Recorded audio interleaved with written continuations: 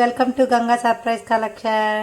Today vlog వచ్చేసి నేను జున్ను చేస్తున్నానండి. హోమ్ మేడ్ జున్ను. దానికి కావాల్సిన ఇంగ్రీడియంట్స్ ఇది కామధేను జున్ను పౌడర్ అని మనకి అవైలబుల్గా దొరికిద్దండి బయట డిమార్ట్లో కానీ ఎక్కడైనా. ఇది ఒక ప్యాకెట్ జున్ను పౌడర్కి 1/2 లీటర్ పాలండి. నేను చిక్కటి పాలు తీసుకున్నాను. 1/2 లీటర్ పాలకి 1/2 kg బెల్లం గడ్డలో 1/4 వంతు బెల్లం తీసుకున్నాను. అలానే ఇలాచి, పెప్పర్ పౌడర్ అంటే మిరియాల పౌడర్. ఈ ఇంగ్రీడియంట్స్ తోటి మనం జున్ను ఎలా చేసుకోవచ్చో రెసిపీ చూద్దాము.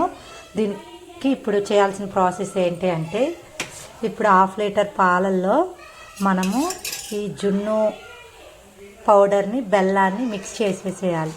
ఫస్ట్ బెల్లం వేసేసి ఇదంతా కరిగేటట్టు కలుపుకోవాలి. మొత్తం కరిగిపోవాలి బెల్లం మొత్తం.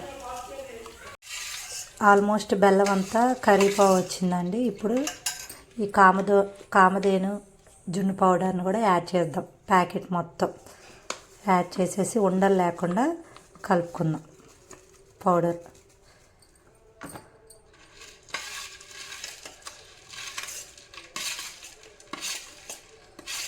ఉండలు లేకుండా కలుపుకోవాలి.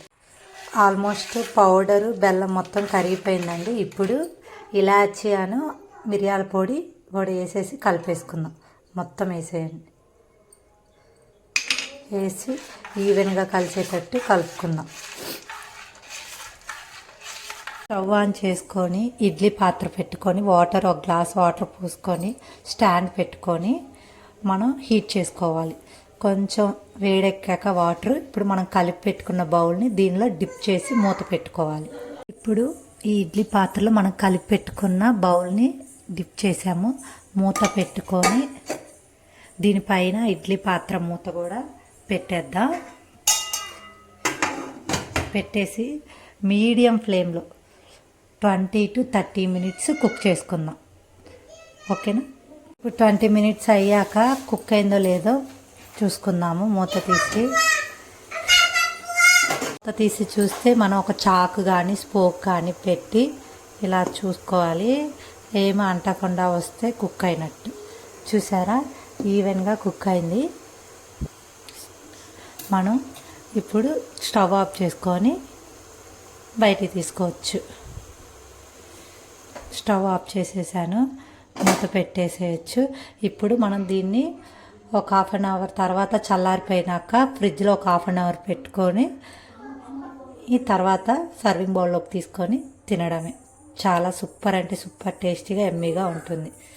మనం 4 అవర్స్ ఫ్రిడ్జ్లో పెట్టామండి. జున్నుని తీస్తున్నాను. ఎలా ఉందో చూద్దాం.